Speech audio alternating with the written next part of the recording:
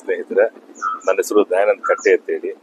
ನಮ್ಮ ಸ್ನೇಹಿತರು 1930 ಅಂತ ಒಂದು ಶಾರ್ಟ್ ಫಿಲಂ ಮಾಡ್ತಿದ್ದಾರೆ. ಇದು ಸೈಬರ್ ಕ್ರೈಮ್ ಬಗ್ಗೆ ಇರುವಂತ ಒಂದು ಕಿರುಚಿತ್ರ.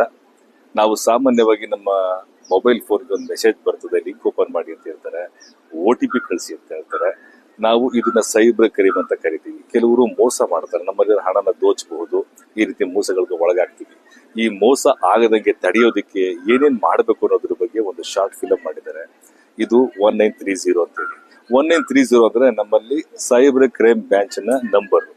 1930ಗೆ ಕಾಲ್ ಮಾಡಿದ್ರೆ ಅಲ್ಲಿನ ಸಿಬ್ಬಂದಿಗಳು ನಮ್ಗೆ ಸಹಾಯಕ್ಕೆ ಬರ್ತಾರೆ.